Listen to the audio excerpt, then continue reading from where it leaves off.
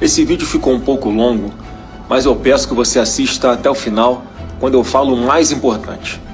O que todos viram nesse 11 de setembro brasileiro foi uma covardia vergonhosa contra um homem honesto, inocente, que foi vítima de uma união oportunista de pessoas que não estavam defendendo a Constituição e muito menos a democracia, mas estavam defendendo sim aniquilar alguém que eles enxergam como uma ameaça aos interesses deles, alguém que nunca descumpriu uma única decisão do STF, alguém que foi perseguido ao longo dos 4 anos como presidente da República de uma forma implacável, alguém que nunca fez um ato sequer fora da Constituição.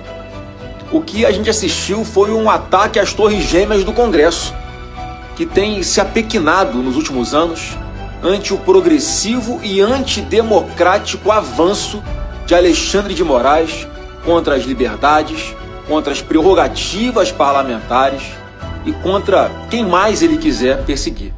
A maioria dos ministros da primeira turma do STF não conseguia esconder a felicidade e a alegria de estarem condenando Bolsonaro, fazendo piadas, um sarcasmo desprezível, reclamando que tinham perdido o jogo do Corinthians.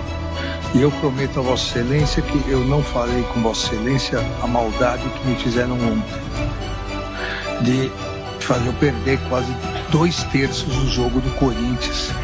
E o Atlético Paranaense, eu cheguei em casa, já estava 2-0.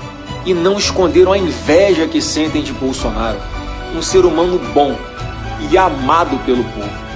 Pediram até o aumento da multa a Bolsonaro porque ele tinha condições de pagar. Todo mundo sabe que ele recebeu o Pix de mais de 1 milhão de brasileiros porque não tinha dinheiro para pagar os advogados nem as multas absurdas que queriam impor a ele. Talvez você que está aí me assistindo agora tenha doado R$22 para ele e ele chegou a ser acusado de lavagem de dinheiro por causa dessas doações. Esse tipo de manifestação de apreço e consideração com Bolsonaro, nenhum dos que votaram contra ele jamais saberá o que é. O vexame foi ainda maior quando fizeram um jogo feio, combinado, para tentar diminuir o ministro Luiz Fux, que foi gigante.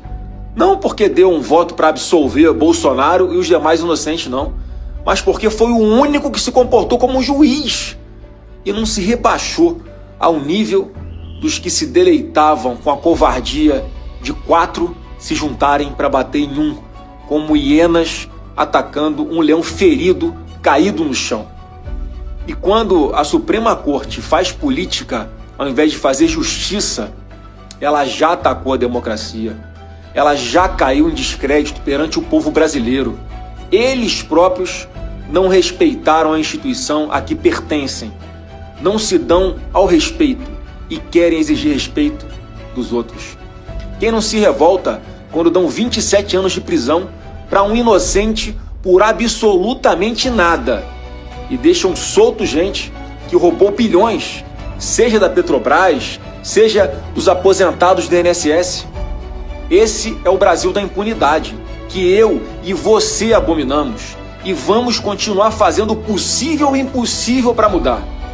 Meu pai, o nosso eterno presidente Bolsonaro, está aguentando firme toda essa perseguição de cabeça erguida e com muita fé, porque sabe que Deus não lhe deu uma segunda vida para a gente chegar só até aqui.